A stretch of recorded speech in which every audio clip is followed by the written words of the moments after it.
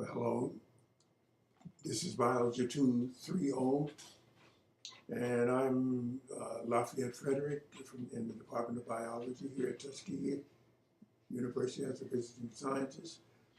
And this presentation has to do with the process of photosynthesis, with the title, in a sense, being harvesting energy from the sun, because it's from the sun that we get the energy that drives the photosynthetic process. Now, two of the basic requirements for living systems on Earth are oxygen and a source of food, that is an organic source of food. Both of these needs are met by green plants. And they're met by green plants as a result of a process that we know of as photosynthesis. Now, the overall process of photosynthesis is presented generally as a classic formula. And as you can see here, that the classic formula is carbon dioxide plus water yields a carbohydrate with the release of oxygen. So those are the main elements that are involved in the photosynthetic process are carbon dioxide, an inorganic compound, water, an inorganic compound. And as a result of the interaction between the carbon dioxide and water, mitigated really by the energy from the sun, then a carbohydrate molecule forms ultimately, and with the release of oxygen. So oxygen is sustained in the atmosphere as a result of photosynthesis. If it were not for that process, then oxygen would not be available, and life could not exist in a sense as we know it. The carbohydrate molecule that comes from the process is the basic energy source in the food chain for all forms of life. The pathway that it normally takes is from exposure to the sun exposure to the sun by a green plant. The sun's energy is absorbed or taken up by a chlorophyll molecule. The chlorophyll molecule then results in the splitting of the water so that oxygen is released, and then the hydrogen is combined with the carbon and with the oxygen to ultimately form the stable molecule, which is a monosaccharide. That's the basic formula, and that's the basic process for photosynthesis. This slide shows the elements that are involved that I've mentioned. Sunlight, here is a leaf, a green plant. The light's absorbed by the chlorophyll molecule that are in cells in the green plant. Carbon dioxide diffuses into the leaf through some specialized pores in the undersurface of the leaf. Water is taken up through the root system of the plant, moves up through the stem to the leaves, so that water is available. That's the other element that's involved. And as a result then of the effect of the sunlight, the carbon dioxide, and the water, their interaction, well then oxygen is released to the atmosphere and the glucose molecule forms. So here you see the basic requirements. You see how energy enters the plant. You see how carbon dioxide enters the plant.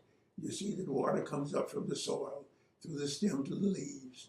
And you see that as a result of photosynthesis, from the leaves, oxygen is released back into the atmosphere and a molecule of glucose forms. Now there are two cycles in the photosynthetic process.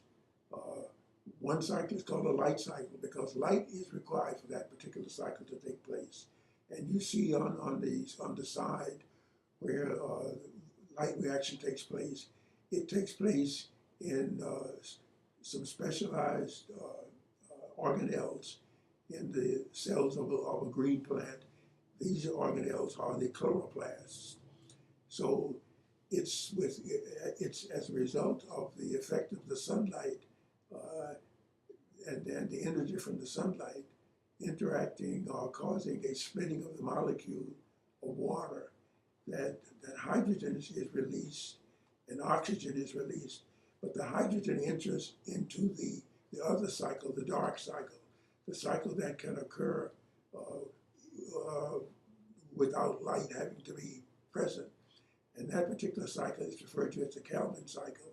And you can see the molecules that are involved here in the Calvin cycle, and that as a product of the Calvin cycle, of course, ATP molecules form, and of course, carbon dioxide is released.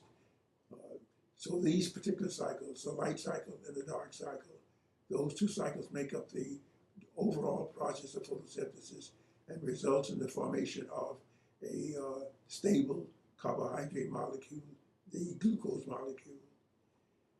The next slide. This slide shows the site of photosynthesis. Now this is a cross-section through a leaf blade. And you can see that you have an epidermis as the outermost layer of the leaf. And then you have a low epidermis. And in between the epidermis, you have several kinds of cells, two different kinds of cells, or two different areas of cells. That whole area between the two epidermal layers is called the mesophyll. The uppermost layer of the mesophyll typically consists of cells that are elongated to form a palisade-like configuration. And then the lower part, and really the major portion of the mesophyll, is composed of more rounded cells with air spaces in between them. And within each one of these cells, you can see that they are the chloroplasts. From the lower epidermis, you can see that pores are present.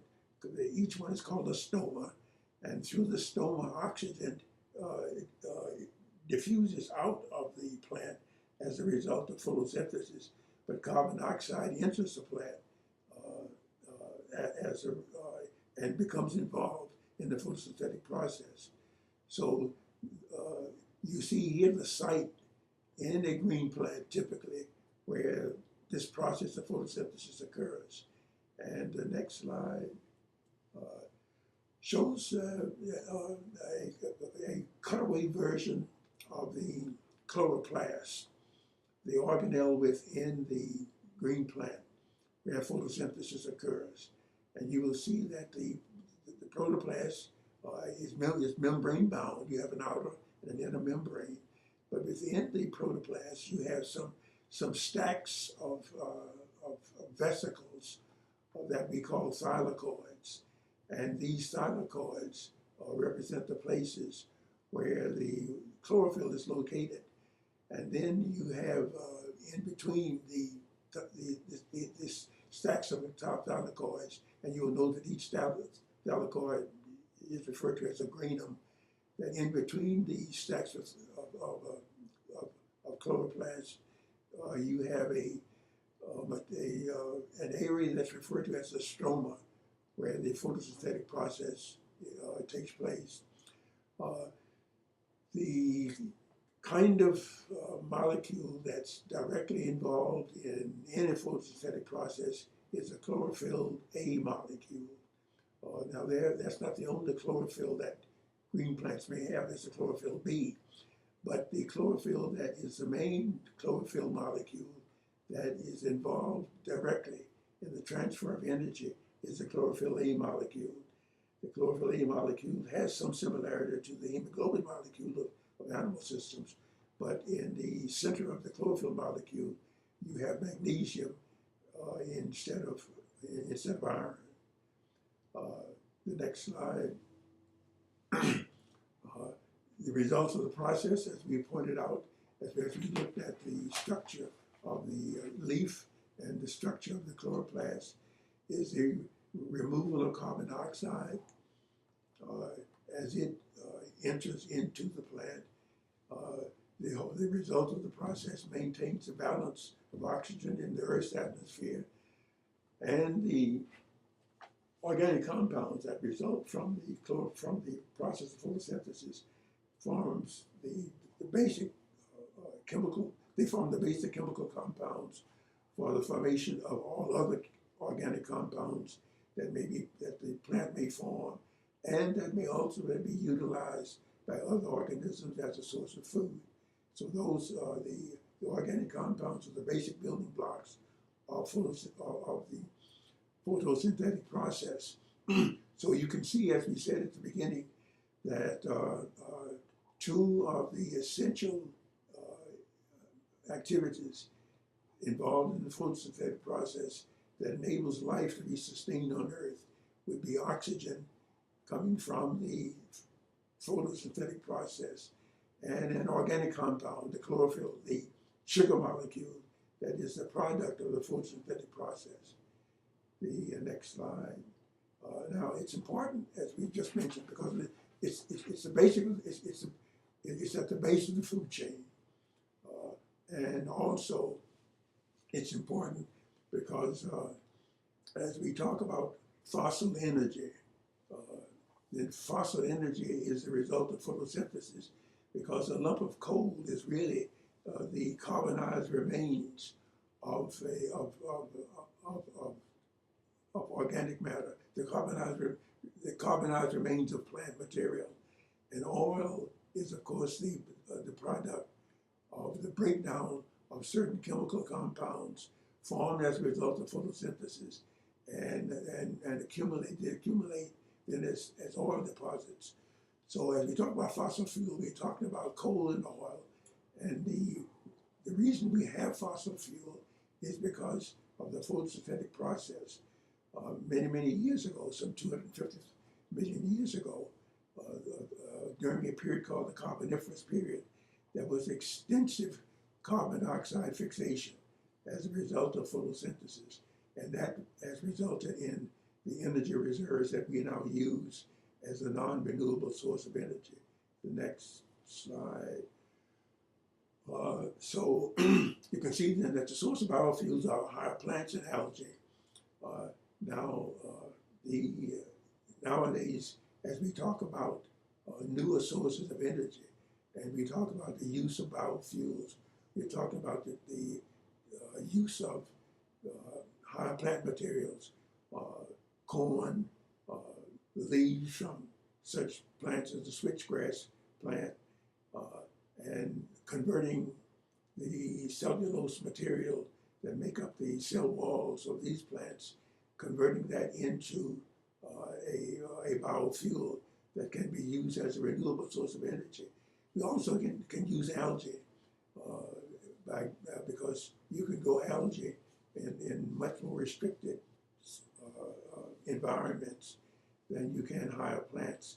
And from the algae, the algae produce oils as a result of the photosynthetic process, so that the algae also serve as an important future biofuel source.